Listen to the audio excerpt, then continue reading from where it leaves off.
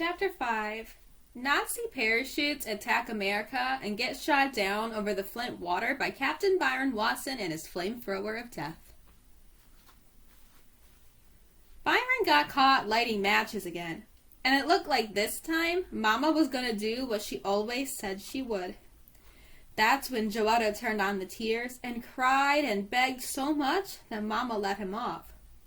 She swore to him, though, that the next time he got caught starting fires, she was going to burn him.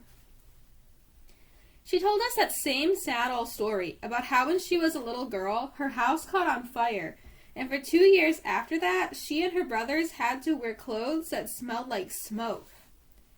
Even though the story made Mama and Joey get all sad and sobby, it was kind of funny to me and Vi.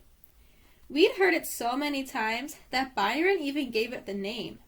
He called it Mama's Smokey the Bear story. "I won't have you putting this family in danger. Just once more, Byron Watson, one more time and you're burned." Then, to show Byron how serious she was, Mama raised her right hand and said, "I swear that with God as my witness." Vi got put on punishment for a month, but even before a week was gone, he started up again. I was in the bedroom looking at comic books when I heard Byron go into the bathroom and lock the door. I knew something was up, since he only locked the door when he had something to hide. I sneaked to the bathroom door and peeked through the keyhole. Vi was pretending he was making a movie called Nazi Parachutes Attack America and Get Shot Down over the Flint River by Captain Byron Watson and his flamethrower of death. I could see that he'd make a bunch of little toilet paper parachutes, and when he yelled, "Action!" he set one of them on fire and dropped it over the toilet. The guy in the Nazi parachute screamed as he floated down in flames and landed in the water with a loud hiss. Before the parachutist was dead, Vi would flush the toilet, and the Nazi would go down the drain going glub glub glub glub. When the water was swirling him away, Byron said the only Nazi talk that he knew: "Ya home mine fewer, off where the same." Peeking through the keyhole, I could see Byron salute to the parachute when he flushed the toilet. "Such a brave soldier deserves our respect," he said, "so we give him a burial at sea." The toilet stopped glugging, and Byron said, "Not bad, but let's have a little more screaming on the way down. And how about having the flamethrower of death turned up a little bit?" He picked up another toilet paper parachute, lit 2 matches at the same time, set the parachute on fire, yelled, "Take 2!"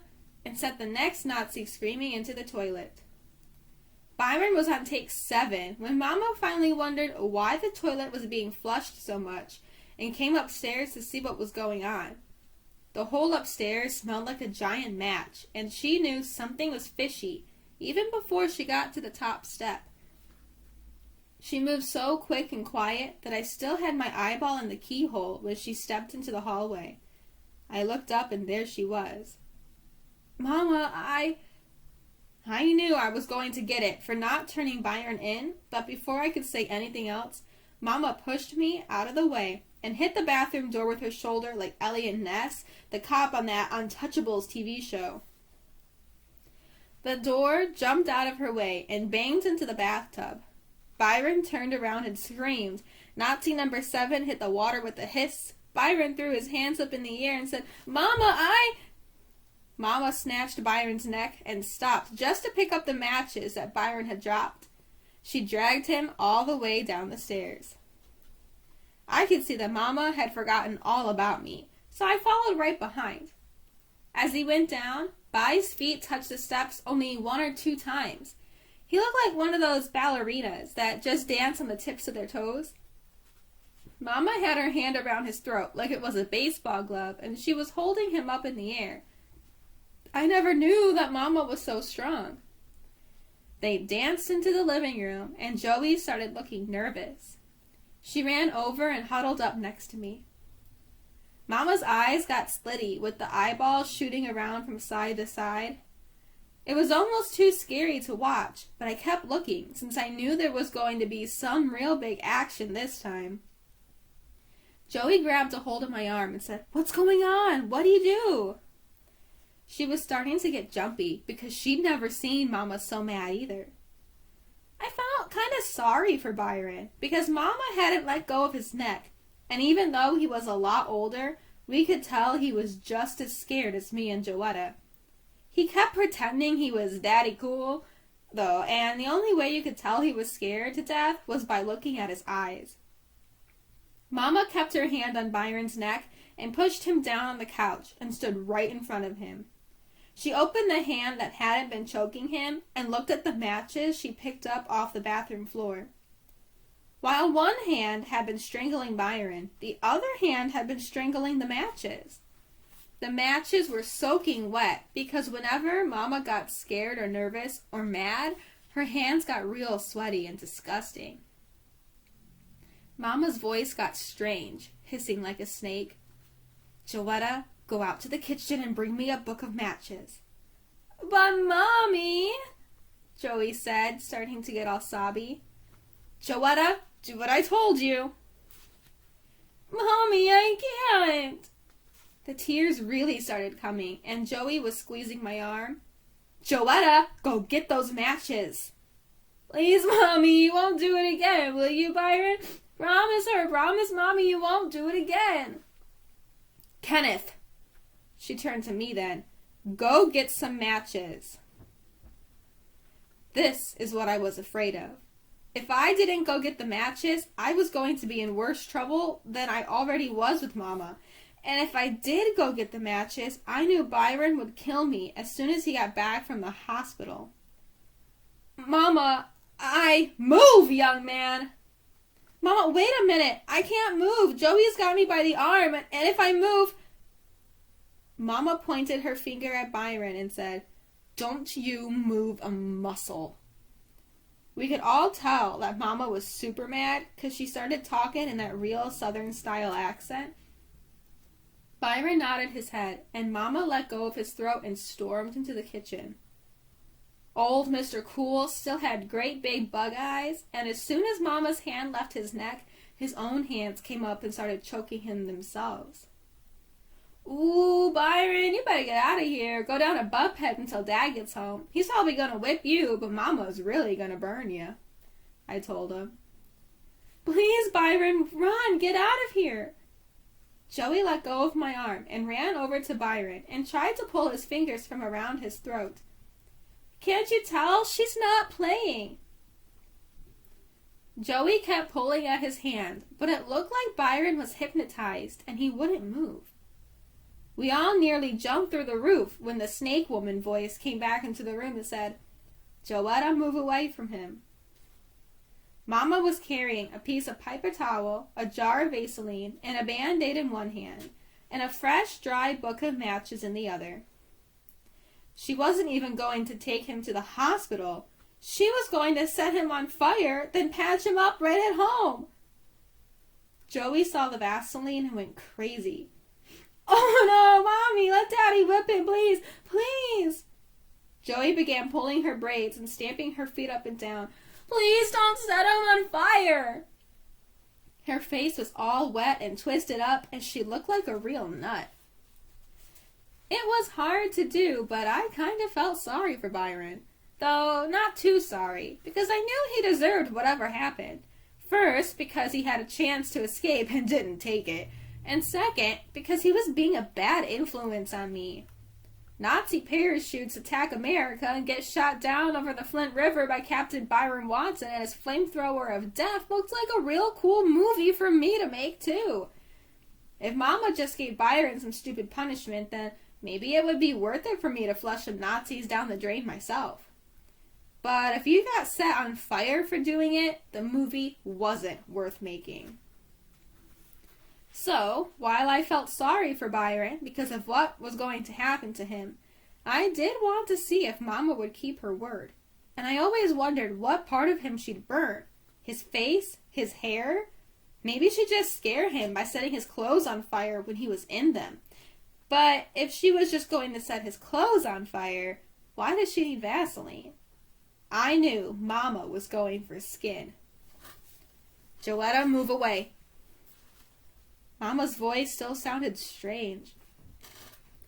Joey spread her arms out to the side like a traffic cop and stood between Mama and Byron. No, Mommy, wait! Mama gently set Joey to the side, but Joetta kept hopping back with her arms spread to protect Daddy Cool. They wrestled like this a couple of times before Mama finally set all the burning equipment down and sat on the coffee table and pulled Joey into her lap. She wiped Joey's stupid tears away with the paper towel and rocked her back and forth a couple times, going, "Shh, honey, shh." When Joey finally stopped crying and blew her nose, Mama said, "Sweetheart, I'm so proud of you. I know you're trying to protect your brother, and that's a good thing. I know you don't want to see him get hurt, right?"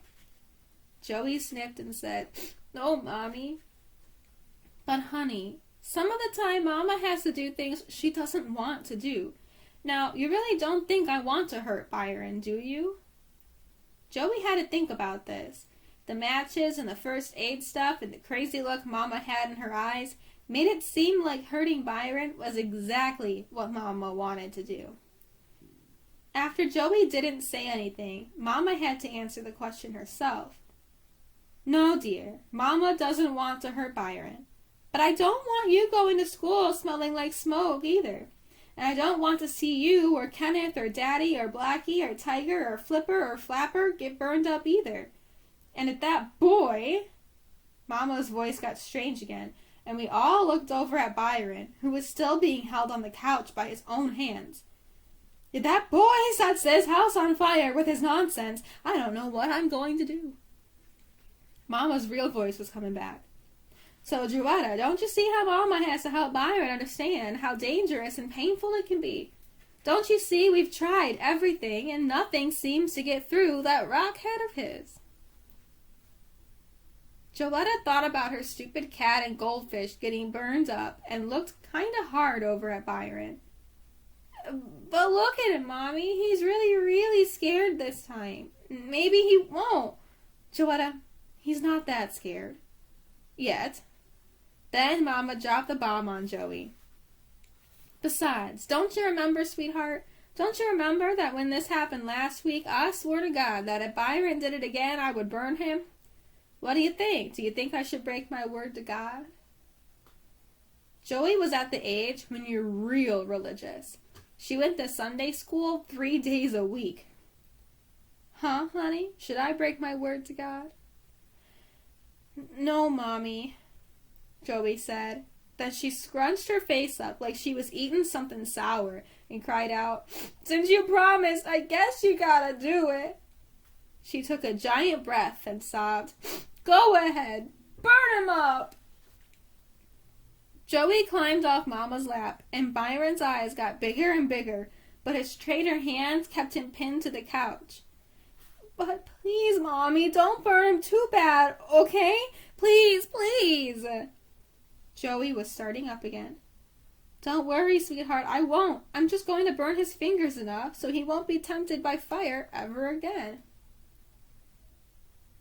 Those were like magic words. They snapped Byron right out of the spell Mama put on him. It was like his hand said, "Fingers? Did she say she was going to burn someone's fingers?"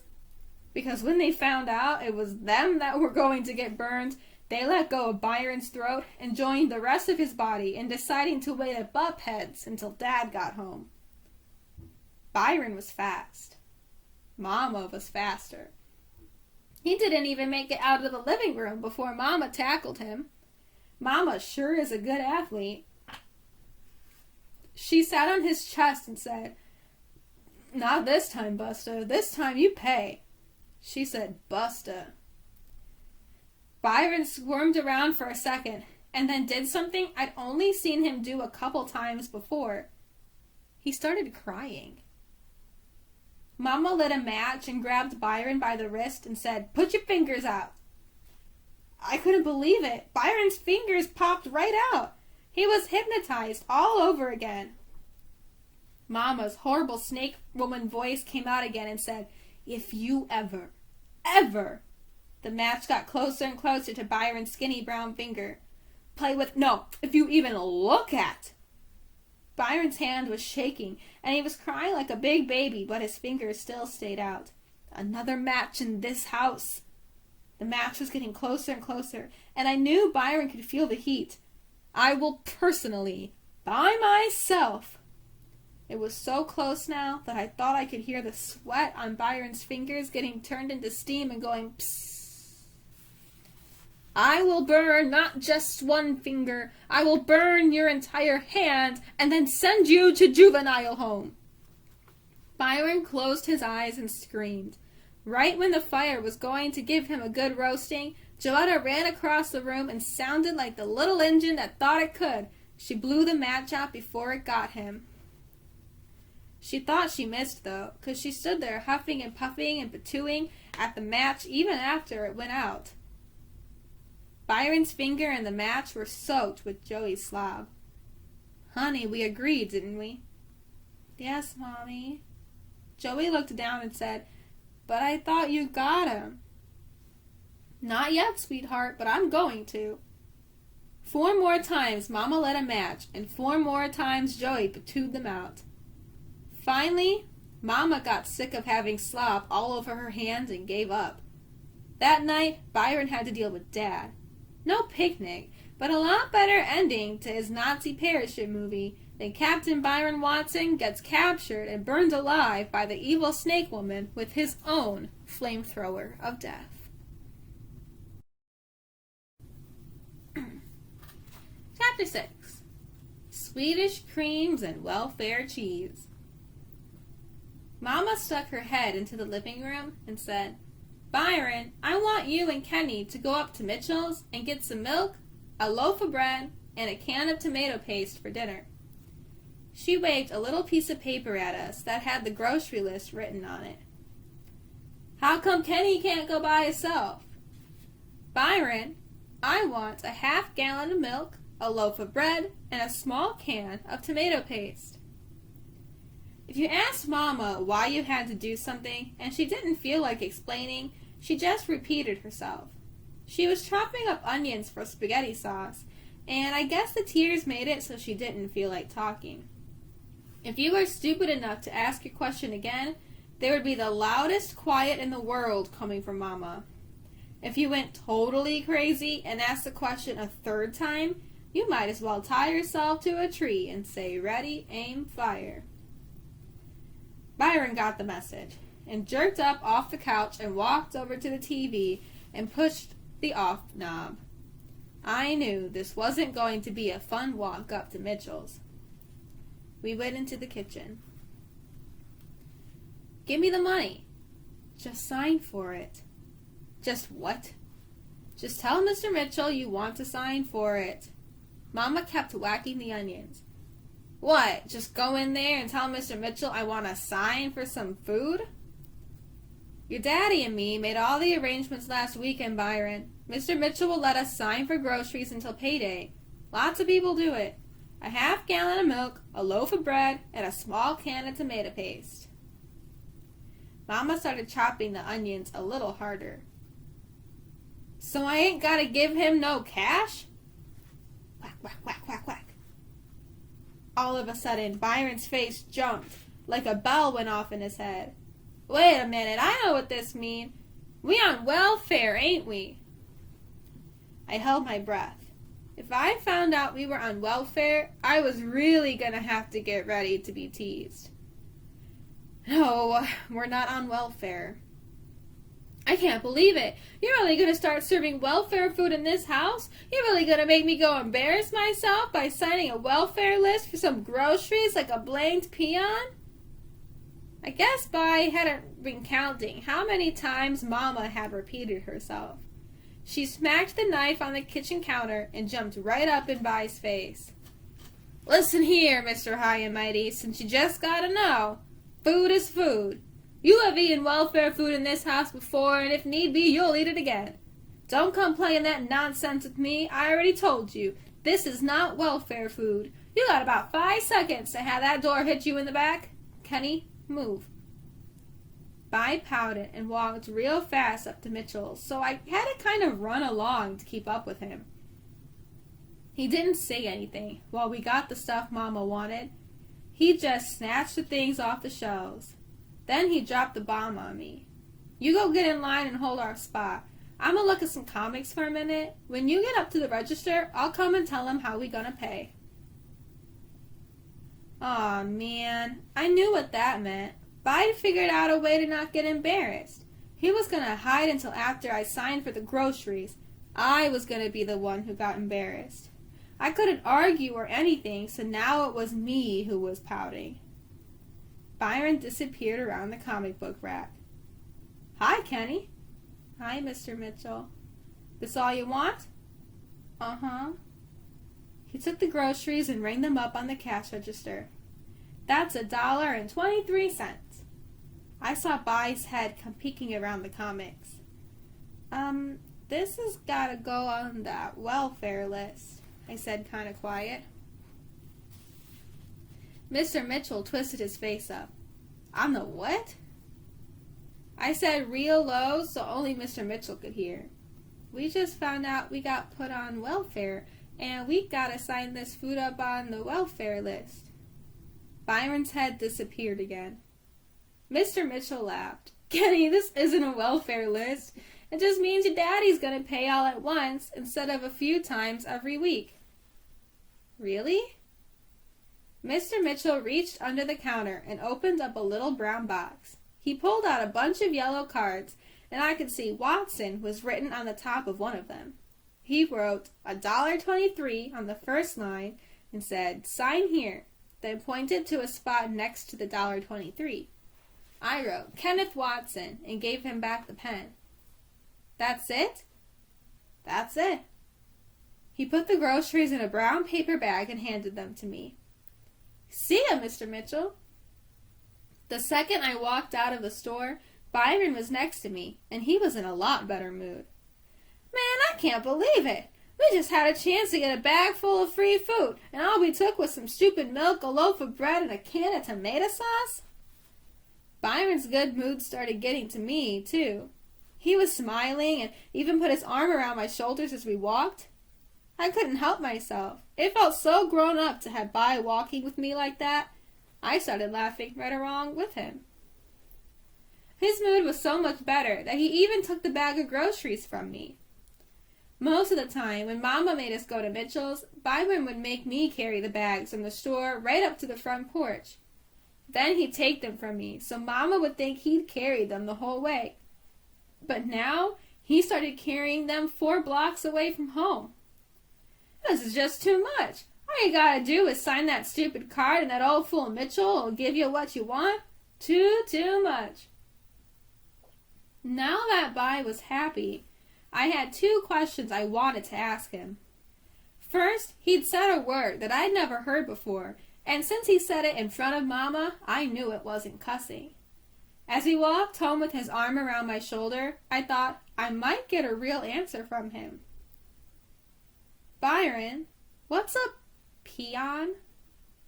A peon? Didn't you see that Magnificent Seven? Peons was them folks what was so poor that the rich folks would just as soon as pee on 'em as anything else. I knew this had to be a lie. You could get yourself in a lot of trouble if you listened to half the stuff Byron said. But I asked my next question anyway. What do you think the welfare food was that Mama said she gave us? I wish I hadn't asked, 'cause this brought back his bad mood. He took his arm from around my shoulder and said, I know what it was. He handed me back the groceries, too. Don't you remember how some of the time Dad sneaks up in the morning and goes in the kitchen, and when he comes out there's a big jug of milk? Ain't you ever wondered where that milk comes from? You ever see any udders on Dad? That milk comes out of one of them big brown boxes they keep on them high shelves. Pure D welfare food. And don't you remember that cheese? Who ever heard of cheese coming in a box as big as a loaf of bread? You ever try to pick one of them things up? Real cheese comes in hunks or slices, no blanged loaf that weigh 40 pounds. I always thought there was something strange about that mess, and now I know. She been sneaking us welfare food. Pure D welfare food. The cheese tasted okay to me, and except for a big powdery lump once in a while, Dad's milk was all right too. But to try to get Byron back in his good mood, I acted real disgusted and said, "Aw, man." A week later, I was walking in the alley behind Mitchell's when a big cookie with pink frosting just about hit me in the head. It went by like a little flying saucer that crashed in the dirt. I looked all around and didn't see anybody, so I put my hands over my face and stood still because I knew if something weird like this happened once, it usually happened again. Sure enough, another cookie hit me right in the back, and a big laugh came out of the green apple tree. Byron. He dropped out of the tree like a superhero. He had a great big bag of cookies in one hand and a green apple with a giant bite out of it in the other. "Want some?" Bai tipped the bag of Swedish cream cookies at me. I knew this was a trick. A bag must have been empty, but I looked inside anyway. There was still a half bag of cookies. "Thanks." I grabbed 2 of the cookies and looked at them real good in case Bai had put bugs or something on them. They were clean, but I still kept waiting for the trick. Why would Byron waste 4 good cookies on me? Man, Swedish creams have got to be the best cookies in the world. I gulped them down and wiped my hands on my pants. I couldn't believe it. Bai tipped the bag at me again. He jumped up and snatched a green apple off the tree, checked it for wormholes, then handed it to me. "You best eat some of this. Them Swedish creams is good at first, but they get kind of thick in your throat after a while." Byron was being too nice, so I knew something bad was about to happen. Then I noticed a crumpled up Swedish creams bag on the ground next to the tree, and I could figure out why he was being so generous. He'd already eaten a bag and a half. A bell went off in my head. I knew now why he'd been so excited and happy when he found out about getting free food at Mitchell's.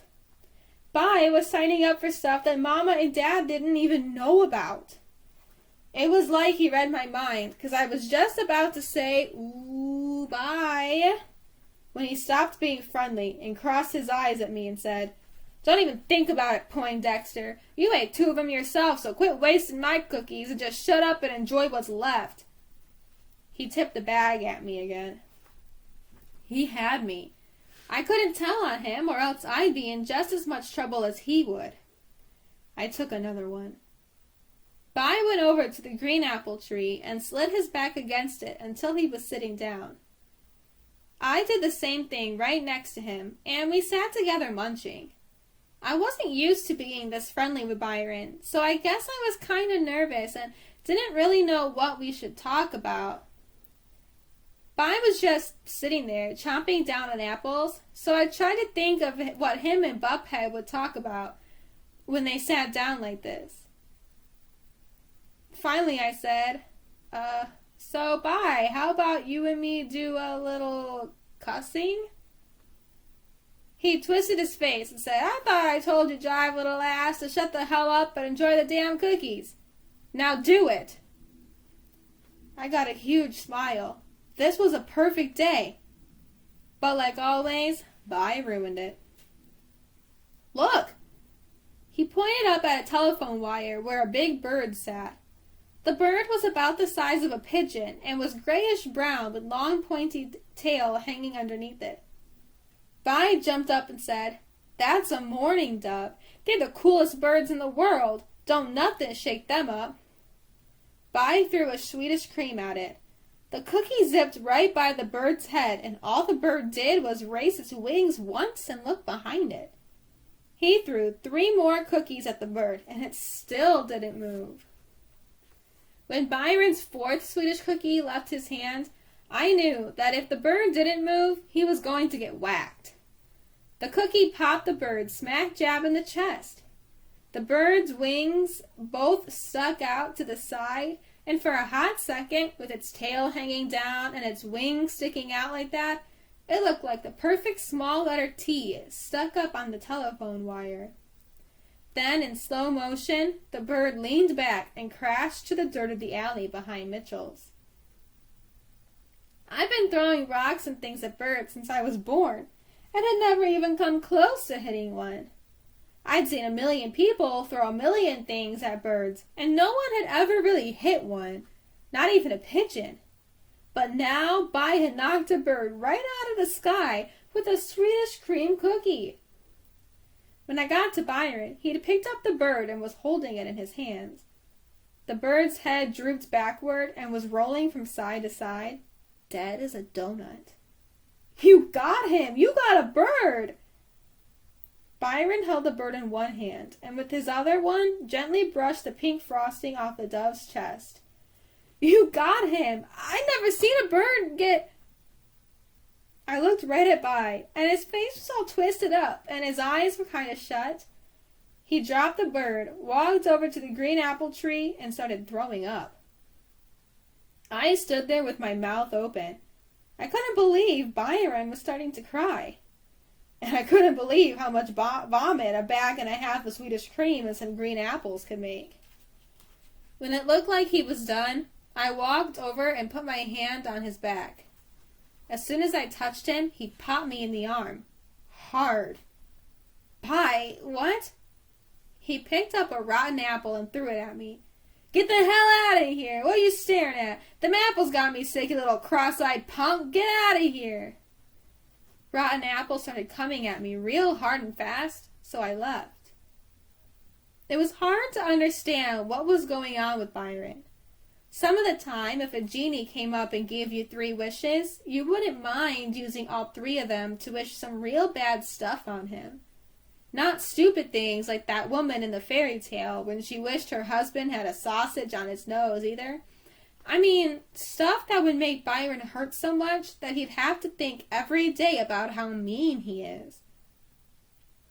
If he just had a sausage growing off of his nose, people might laugh at him behind his back, but no one would have nerve enough to tease him to his face and call him Weenie Nose or something. He wouldn't know how it feels to always have someone jumping on you, how sad that can make you get. Sometimes I hated him that much and thought he was the meanest person in the world. After my arm quit hurting from his punch, I went back to the alley behind Mitchell's to take another look at the dead bird, but it was gone. Right in the spot where the bird had crashed, Bai had dug a little grave, and on top of the grave there were 2 popsicle sticks tied together in a cross. "Leave it to Daddy Cool to kill a bird, then give it a funeral. Leave it to Daddy Cool to torture human kids at a school all day long and never have his conscience bother him, but to feel sorry for a stupid little grayish-brown bird." I don't know. I really wish I was as smart as some people thought I was, because some of the time it was real hard to understand what was going on with Byron.